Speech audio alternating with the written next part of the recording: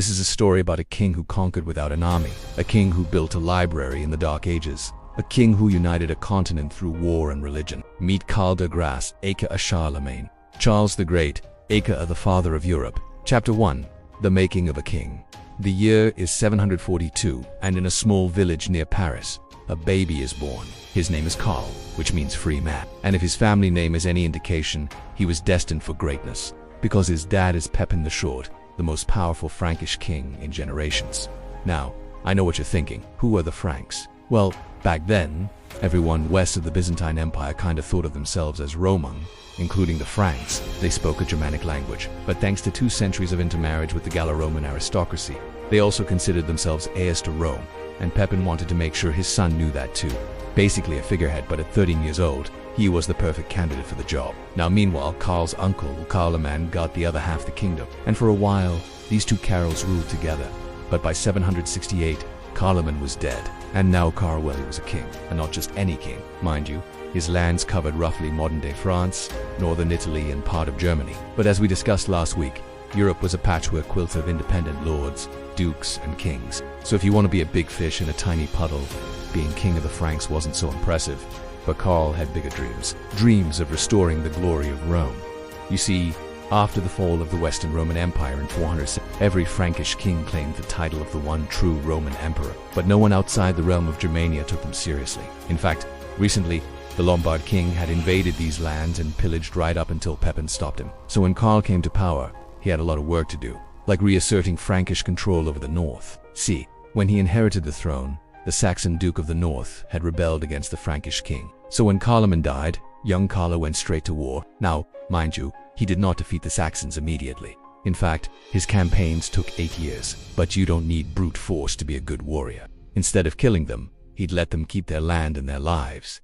If they converted to Christianity, at least that was the plan. But in practice, it was more like, hey guys, come join our church or die. And once again he repeated the process, threatening violence until they accepted missionaries. And thus, thanks to a combination of military force and religious zeal, the northern Germanic tribes were united under the banner of the Roman Catholic Church. But that wasn't enough for Karl. He wanted the whole darn empire. Chapter 2.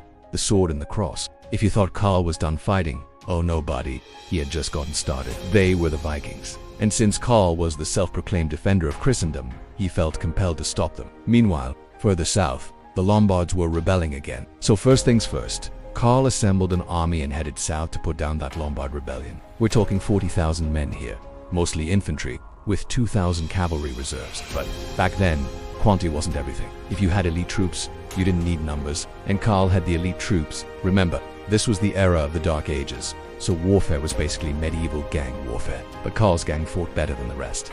And when they charged into battle, the enemies trembled. And that's important because though Karl led these armies himself, he rarely did the leading. You see, when he marched into battle, he sent his generals ahead, and those generals swore they were terrifying. Guys like Roland, a Frankish general and possibly the greatest badass in all of European history. One time during the Battle of the River Gießlagen, Roland single-handedly broke an attacking Lombard column. Another time he saved Karl's life. Imagine being so badass that you have your own song of legends. Anyway, the Lombards lost hundreds of thousands of men between the battles of the rivers Gießlagen and Isar, and by 774, they were finally defeated. Northern Italy was secure, and now Karl could turn his attention north to those pesky Saxons once more. Now if you remember, Karl had brought many of them into the fold a decade earlier, so now he was marching in with the full force of his army to put them down for good. And over the next 3 decades, he waged relentless war on the Saxons. But eventually, the superior numbers and training of the Frankish army prevailed. By 804, Saxony was completely subdued. The nobles who resisted were either exiled or executed, and the entire kingdom was reorganized into counties ruled by loyal vassals. And lest you think this was just a tale of military victories, remember, throughout each campaign, Karl also appointed bishops and built churches. He didn't just conquer the Saxons with weapons, he also brought them into the Catholic Church. To him, expanding his empire and spreading Christianity were the same mission. So in retrospect, when people called him the Father of Europe, well, it's not hard to see why. Chapter 3. Emperor of Rome, 401 to 530. When you think of Charlemagne, odds are you probably imagine a guy wearing a crown. And that's actually pretty weird because he never wore a crown. The symbol of his power was a simple gold ring. But hey, even kings have humble beginnings. The truth is, back then, crowns were expensive. They were cumbersome and they weren't really necessary. Well, except for one problem. The Pope didn't recognize Karl as the true Roman emperor. Yeah, he'd beaten the Lombards and the Saxons and established de facto control over much of Europe. But without papal approval, it was just another wannabe. So to fix that, Karl decided to pay a visit to Pope Leo III in Rome. On Christmas Day 800, the Pope placed a crown on Karl's head and proclaimed him the first emperor of a new Roman Empire.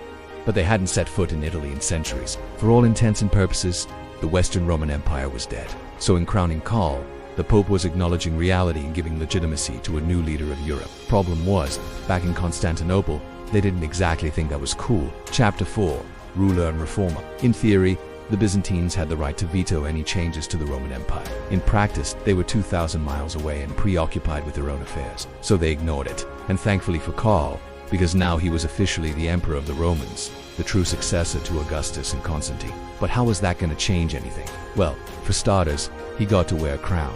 And this wasn't some cheap plastic tiara. Oh no, it was a solid gold masterpiece studded with precious stones. It was a symbol of Rome, a reminder of its power, and a promise of his legacy. But let's be honest, what mattered more was the word emperor. And for Karl, that was key. You see, now that he was an emperor, he had to prove himself worthy of the title. And how does one do that? Well, with reforms. As he traveled around his vast empire, Karl noticed that trade was inconsistent, coinage was confusing, and schools were lacking. And I know what you're thinking, how could he tell? Well, because he actually left the palace. See, unlike most monarchs, Karl was always getting out of the castle. He toured his lands, meeting people, assessing their problems and listening to their grievances, and then he fixed them. He standardized weights and measures. He reformed education, even learning Latin himself in middle age, and he invited scholars from all over the world to teach in his court, which kickstarted what historians now call the Carolingian Renaissance. I mean, he even commissioned the creation of a new script, Carolingian minuscule, which helped preserve ancient texts and aided the spread of literacy. The point is, Karl was reforming the infrastructure of Europe, laying the foundations for trade, culture, and learning. And he did all this while continuing to fight the good fight against heathens, heretics, and hostile neighbors. So yeah, it was no surprise that when he died in 814, he was revered as a god among men. Chapter 5, His Final Days. Upon his death, his empire was divided amongst his 3 surviving sons, with the bulk of the territory going to Louis the Pious. Unfortunately for Louis, he couldn't handle the underscore job. Thankfully, they've settled their differences at the Treaty of Verdun, which split the empire amongst them, so at least it stayed in the family. Still, it goes without saying that their father's dream of a united Europe was dead. But as for Charlemagne, well, his legacy lived on. The centralized states, the strong monarchies, the Holy Roman Empire, they were all his ideas made flesh. And sure, the empire he built didn't survive intact, but neither did he. After he died, they buried him in a magnificent tomb in the church of his palace at Aachen. It was designed by an architect named Baldwin, who also designed the tomb of the first Hohenstaufen emperor. But looking back, we can say that his greatest monument isn't any building or statue or inscription. It's the map itself, the borders of nations, the legacy of his church, the cultural renaissance he inspired. Those are Charlemagne's monuments. And look, we can argue all day about whether he was a great man or just a brutal tyrant. That's it for this episode. Let me know what you think in the comments. Thanks to my supporters for making this possible.